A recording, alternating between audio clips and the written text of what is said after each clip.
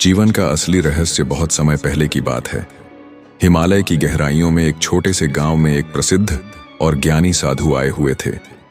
वे अपनी गहरी आध्यात्मिकता और ज्ञान के लिए दूर दूर तक विख्यात थे। उनकी वाणी सुनने के लिए दूर दूर से लोग आते थे। उनका जीवन बहुत ही साधारण था, लेकिन उनकी बातें लोगों के हृदय को गहराई से छू जाती थीं। एक दिन गांव के एक व्यक्ति ने साधु से मिलने का निश्चय किया। वह व्यक्ति अपने जीवन से बहुत दुखी था। उसे लगने लगा था कि जीवन में केवल परेशानियां ही परेशानियां हैं और सुख नाम की कोई चीज नहीं है। उसने सोचा कि शायद यह साधु उसकी समस्याओं का कोई समाधान बता सके। वह साधु के पास पहुंचा और विनम्रता से बोला, महात्मा जी, यदि आप मेरी शंका का समाधान कर दें तो मैं आपका आभारी रहूंगा। साधु मुस्कुराए और बोले, पुत्र, निसंकोच कहो, क्या शंका है तुम्हारी?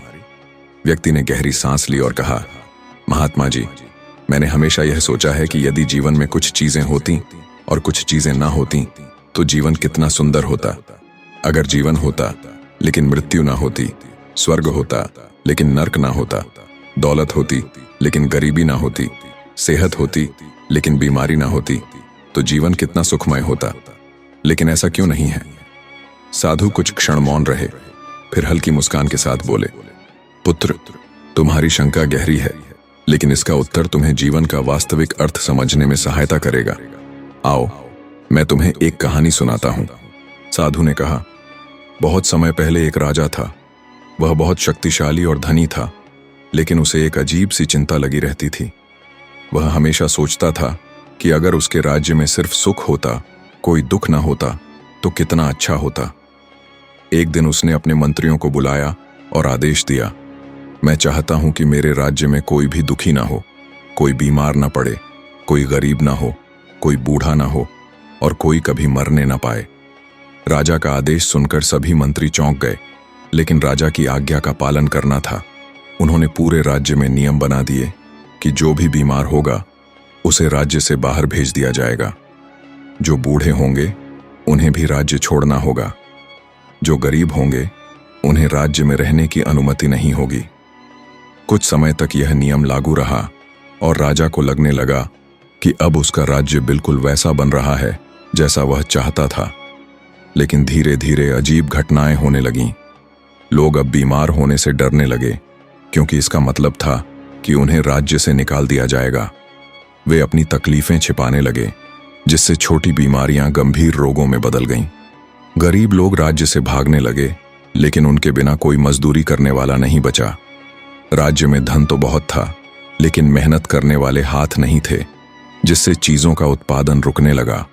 और सबसे अजीब बात यह हुई कि लोग अब बूढ़े नहीं हो रहे थे। दरअसल वे बूढ़े तो हो रहे थे, लेकिन जैसे ही उनकी उम्र बढ़ती, वे छिप जाते या राज्य छोड़कर चले जाते। यह देखकर युवा लोग भयभीत हो गए। उन्हें लगा कि वे भी एक दिन बूढ़े होंगे और उन्हें भी राज्य छोड़ना पड़ेगा। राजा ने सोचा था कि इस व्यवस्था से उसका राज्य स्वर्ग बन जाएगा, लेकिन हुआ उल्टा। अब राज्य में हर कोई भयभीत रहने लगा। खुशियां गायब हो गईं। जीवन में कोई आनंद नहीं बचा। राजा को अपनी गलती का एहसास हुआ। उसने महसूस किया कि सुख का अस्तित्व तभी संभव है जब दुख भी हो। अगर कोई कभी बीमार न पड़े तो वह स्वास्थ्य का मूल्य नहीं समझ पाएगा। अगर कोई गरीब ना हो तो अमीरी का महत्व खत्म हो जाएगा। अगर मृत्यु ना हो तो जीवन की सुंदरता भी फीकी पड़ जाएगी। राजा ने तुरंत अपने आदेश वापस ले लिए और राज्य को फिर से पहले जैसा बना दिया। तब जाकर लोगों ने चैन की सांस ली और खुशहाली लौट आई।